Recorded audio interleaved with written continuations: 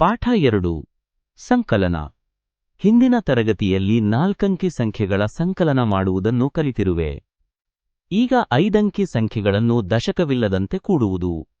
ಉದಾಹರಣೆಗೆ 56,433 ಮತ್ತು 32,212 ಕೂಡಿಸೋಣ. ಈ ಎರಡು ಸಂಖ್ಯೆಗಳನ್ನು ಸ್ಥಾನಬೆಲೆ ಕೋಷ್ಟಕದಲ್ಲಿ ಚಿತ್ರದ ಮೂಲಕ ಕೂಡಿಸೋಣ. ಮೊದಲು ಬಿಡಿಸ್ಥಾನದಲ್ಲಿನ ಅಂಕಿಗಳನ್ನು ಕೂಡಿಸಿದಾಗ 3 ಕೂಡಿಸು 2 = 5. 10ರ ಸ್ಥಾನದಲ್ಲಿನ ಅಂಕಿಗಳನ್ನು ಕೂಡಿಸಿದಾಗ 3 ಕೂಡಿಸು 1 = 4. 100ರ ಸ್ಥಾನದಲ್ಲಿನ ಅಂಕಿಗಳನ್ನು ಕೂಡಿಸಿದಾಗ 4 ಕೂಡಿಸು 2 = 6. 1000 ಸ್ಥಾನದಲ್ಲಿನ ಅಂಕಿಗಳನ್ನು ಕೂಡಿಸಿದಾಗ 6 ಕೂಡಿಸು 2 = 8.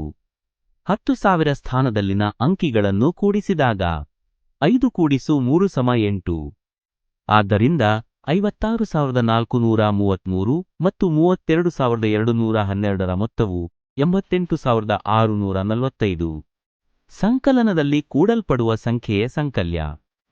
ಕೂಡಬೇಕಾಗಿರುವ ಸಂಖ್ಯೆಯೇ ಸಂಕಲಕ. ಕೂಡಿಸಿ ಬಂದ ಉತ್ತರವೇ ಮೊತ್ತ. ಈಗ 5 ಅಂಕಿ ಸಂಖ್ಯೆಗಳನ್ನು ದಶಕದೊಂದಿಗೆ ಕೂಡುವುದು. ಉದಾಹರಣೆಗೆ 38,665 ಮತ್ತು 25,978 ಕೂಡಿಸೋಣ. ಈ ಎರಡು ಸಂಖ್ಯೆಗಳನ್ನು ಸ್ಥಾನಬೆಲೆ ಕೋಷ್ಟಕದಲ್ಲಿ ಚಿತ್ರದ ಮೂಲಕ ಕೂಡಿಸೋಣ. ಬಿಡಿಸ್ಥಾನದಲ್ಲಿನ ಅಂಕಿಗಳನ್ನು ಕೂಡಿಸಿದಾಗ 5 ಕೂಡಿಸು 8 = 13. ಬಿಡಿಸ್ಥಾನದಲ್ಲಿ 3 ಬರೆ.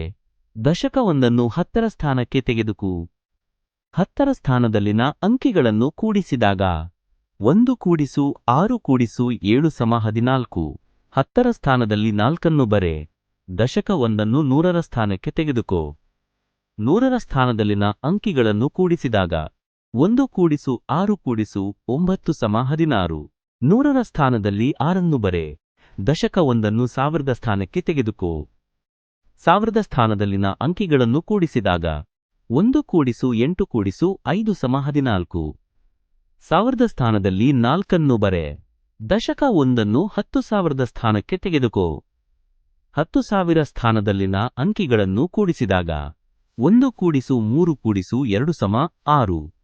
ಆದ್ದರಿಂದ 38,665 ಮತ್ತು 25,978ರ ಮೊತ್ತವು 64,643. ಹೆಚ್ಚಿನ ಆಸಕ್ತಿದಾಯಕ ವಿಷಯಗಳಿಗಾಗಿ ಸಬ್ಸ್ಕ್ರೈಬ್ ಆಗಿ ನಮ್ಮ ಲೈಬ್ರರಿ.